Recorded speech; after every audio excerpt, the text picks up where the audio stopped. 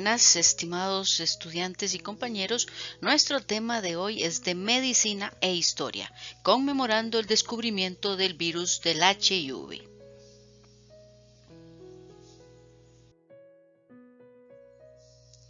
Las investigaciones relevantes sitúan el origen de esta pandemia a principios de 1920 en Kinshasa, actual capital de la República Democrática del Congo, entonces conocida como Leopoldville, para luego expandirse por el resto del mundo a partir de la década de los 60.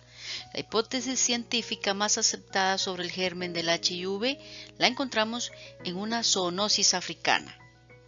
Aunque nadie conoce con certeza de cómo el virus saltó de los animales al ser humano, los expertos apuntan a que lo más probable es que se transmitiese alrededor de los años 30 al entrar en contacto la sangre infectada de los monos con las heridas y cortes de hombres durante las cacerías.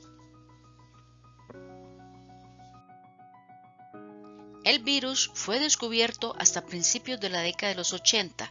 Los primeros casos se detectaron en 1981 en Nueva York y California.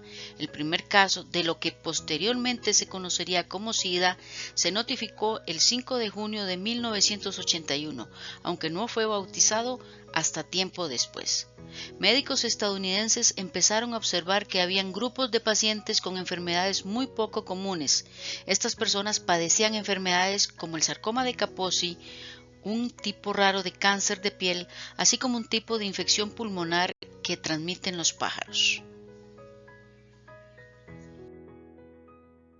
En 1983, la viróloga francesa Françoise Barré y sus compañeros Jean-Claude Sherman y Luc Montagnier aislaron y publicaron el descubrimiento del retrovirus VAL, el que actualmente conocemos como VIH, a partir de linfocitos de pacientes con SIDA. Uno de los principales escépticos que consideraban que el VAL no era realmente el causante del SIDA fue Roberto Gallo, virólogo estadounidense especialista en virus carcinogénicos. Gallo anunció un año más tarde el descubrimiento de un nuevo retrovirus, el HTLV3, y solicita una patente para una prueba de detección de SIDA basada en sus descubrimientos, mismas que le fue concedida. Barré y sus compañeros ya habían solicitado anteriormente una patente similar, pero al contrario que en el caso de Gallo, a ellos no se la concedieron. Francia y Estados Unidos lucharon por la paternidad del descubrimiento del virus de la inmunodeficiencia humana con uñas y dientes hasta el año 1987, cuando por consenso se considera a Barré y a Gallo codescubridores del virus. Finalmente el virus se denominó HIV. Gallo fue investigado por varios comités científicos por malas prácticas en su país y aunque no se le declaró culpable, perdió el título de codescubridor del virus del SIDA. En el 2008, la ciencia se pronunció de nuevo para honrar a los verdaderos descubridores del HIV, Françoise Barré, Jean-Claude Sherman y Luc Montagnier, quienes fueron galardonados con el premio Nobel al descubrir dicho virus. En la actualidad, el SIDA es una pandemia global que afecta a todos los países del mundo, pero la región más afectada, el África subsahariana, donde se registran 2/3 de los casos totales y casi el 75% de las muertes. En Sudáfrica, las Naciones Unidas estiman que el 30% de las mujeres embarazadas tienen el VIH. La tasa de infección en la población adulta de Zimbabue es superior al 20%, mientras que en el reino de Eswatini, 1/3 de la población adulta es seropositiva. Entre las causas principales de esta pesadilla del SIDA en África se han destacado la pobreza, la promiscuidad y unos sistemas sanitarios y educativos inadecuados. El HIV es un virus de la familia Retroviridae, formado por una envoltura membranosa que tiene una cápside proteica. En el interior de esta cápside se encuentra una molécula de ARN monocatenario y un tipo de enzima muy característica, una transcriptasa inversa, además de algunas otras proteínas que ayudarán a infectar a la célula huésped. Vamos a realizar un repaso del ciclo de replicación de este virus. Empezamos con la fijación. El HIV reconoce la célula a infectar y acopla sus proteínas de membrana a las de la célula objetivo. Penetración. La envoltura membranosa del HIV se fusiona con la membrana de la célula huésped y la cápside penetra en ella. Se elimina la cubierta proteica y queda libre el ARN viral y la transcriptasa inversa. La transcripción inversa transcribe las moléculas de ARN viral en ADN bicatenario. La integración del genoma del huésped. El ADN viral se integra en el genoma de la célula huésped con ayuda de una integrasa. Una vez integrado en el genoma, el ADN viral puede permanecer inactivo durante bastante tiempo, incluso años. Y la transcripción del genoma vírico, el ADN viral se transcribe utilizando la maquinaria y mecanismos normales de la célula infectada. Se obtienen moléculas de ARN viral que contienen la información para sintetizar las proteínas del HIV. La traducción y el ensamblaje. El ARN viral se traduce a proteínas que formarán parte de las estructuras del virión del HIV. Por último, la gemación. Las proteínas virales se aproximan a la membrana donde forman un nuevo virión del HIV. La principal vía de contagio, como sabemos, son las relaciones sexuales sin protección. El virus ataca al glóbulo blanco llamado CD4, que una vez dentro del organismo se reproduce con rapidez hasta invadir el cuerpo. El sistema inmune entonces se debilita y el cuerpo y el virus libran una encarnizada batalla. Durante la batalla, miles de millones de células de CD4 pueden llegar a destruirse en un solo día. Al reducirse ese número de células defensoras, el sistema inmune empieza a fallar y es ahí donde aparecen las infecciones oportunistas. Los síntomas del HIV es posible que el paciente no se sienta enfermo. Esto es porque el virus sigue multiplicándose, pero lo hace a niveles mucho más bajos. El virus se mantiene dentro del organismo, se multiplica y va infectando a las células del huésped. Discriminación y estigma en relación al HIV. Se refieren a aquellas actitudes negativas y suposiciones sobre las personas que son portadoras. Se trata del prejuicio que se genera cuando se cataloga a alguien como parte de un grupo que se supone ser socialmente inaceptable, lo cual no es ni cierto ni correcto. Mientras el estigma se refiere a una actitud o suposición, la discriminación se refiere a aquellos comportamientos que resultan de dichas actitudes o suposiciones. Víctimas. Magic, el ex jugador de Los Ángeles Lakers de la NBA, quien jugó con dicho equipo desde el 79 y hasta el 91, cuando declara públicamente ser paciente de HIV y de inmediato se convierte en un activista en la prevención de la enfermedad. En 1991 el mundo se sorprende con la noticia del contagio de Johnson y a partir de ese momento el ex deportista y hoy comentarista deportivo buscó erradicar el tabú y contrarrestar el estigma de quien sufre la enfermedad. Creó una fundación con el fin de apoyar a quienes la padecen y prevenir a las personas más vulnerables. Gia Mary, una top model con ascendencia italiana, irlandesa y galesa. En la década de los 80, cuando estaba en la cima de las pasarelas de moda, visita un hospital por una extraña neumonía.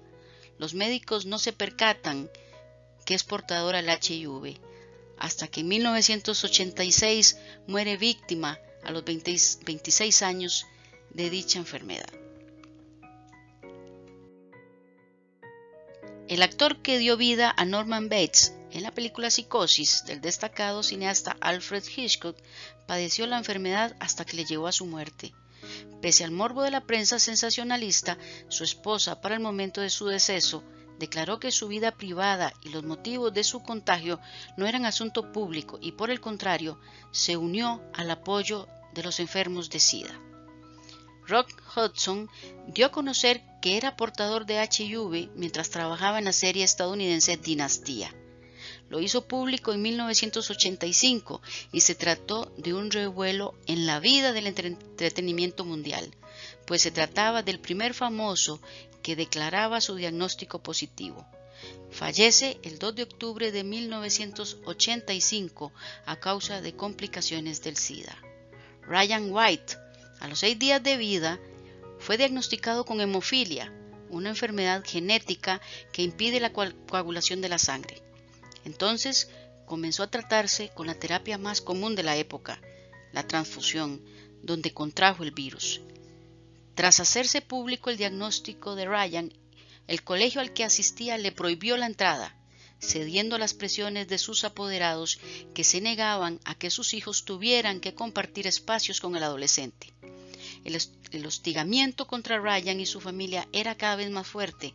Rayaban su casa con mensajes en su contra, le lanzaban huevos e incluso se extendían rumores odiosos sobre él, como que arañaba y mordía a las personas o escupía frutas y verduras en los supermercados. Ryan nunca pudo ser un niño normal como deseaba. Era constantemente aislado de las actividades, no podía nadar con sus compañeros e incluso en el almuerzo debía hacer la fila por separado y sentarse solo. En 1987, y luego de que una bala atravesara una de las ventanas de su casa, la familia White decidió trasladarse a un pueblo más pequeño, donde la acogida hacia él fue totalmente diferente. Allí pasó sus últimos 3 años de vida hasta que fallece producto de una infección respiratoria a causa de las complicaciones del SIDA. El 9 de abril de 1987, Lady Di llegó a un hospital londinense rodeada de cámaras para dirigirse a la unidad donde estaban los enfermos de SIDA. En aquel momento, el HIV era demonizado y quienes padecían el virus, mayoritariamente hombres homosexuales, eran excluidos de la sociedad y tratados como parias. Fue entonces cuando Diana se acercó a la cama de uno de los enfermos y le dio la mano. La fotografía le dio la vuelta al mundo y desde ese momento y consciente de la trascendencia de aquel apretón de manos, la princesa comenzó a dar más manos, más abrazos, más besos a todos aquellos enfermos que años antes, además de estar luchando por su vida contra esta enfermedad, habían sido apartados, perdiendo casi todo en ese fatal camino. Lady Diana usó su posición como una de las mujeres más famosas del mundo para retar a las sociedades a educarse a sí mismas, a apelar a la empatía y llegar a aquellos que necesitaban más ayuda. Aquellos diagnosticados con HIV y SIDA, además de luchar con la enfermedad, lucharon contra la ignorancia y tuvieron que sobrevivir ante sentimientos de desesperanza, riesgos de depresión, tratos sin respeto y dignidad, pérdida de su trabajo, rechazo de sus familias, limitación en las opciones laborales, falta de acceso a servicios de salud. Claro que hay formas de evitarlo, empoderar a las personas para que conozcan sus derechos, actuar ante la violación de estos, incluir en el sistema de salud estrategias para prevenir el estigma y prevenir la discriminación que permitan eliminar la violación de los derechos humanos, difundir información correcta y veraz entre las personas para disminuir el miedo y la ignorancia. Tener el virus no debe ser motivo de detención, aislamiento o segregación. Y como después de la tormenta viene la calma, no todas las noticias son malas. Las muertes por HIV y SIDA han disminuido en un 51% durante los últimos 20 años. No podemos más que recordar los más de 40 años de investigación, y es alentador presenciar el progreso en el mundo y principalmente en África subsahariana, donde, recordamos, vive actualmente el 65% de todas las personas con el virus. Para ir cerrando, y no menos importante, el tema de la prevención. Realizarse revisiones y chequeos periódicos acerca de las enfermedades de transmisión sexual, recordando que pueden ser asintomáticas, lo que retrasa el diagnóstico, solicitar tratamientos médicos antes o después de un contacto de riesgo. Adicionalmente existen las terapias orientadas a la prevención, pre-exposición, PrEP, que se administra antes de una práctica de riesgo, y por otro la profilaxis post-exposición, que se administra inmediatamente después de una relación sexual de riesgo. No he mencionado, pero importante recordar, el uso del preservativo durante las relaciones sexuales. No compartir agujas, jeringas o el resto del material de la inyección. Es imprescindible que sea de un único uso y asépticos. Conmemorando un año más de la lucha, no solo contra la enfermedad, sino contra la ignorancia, espero que les haya gustado esta pequeña reseña y les espero en el siguiente video.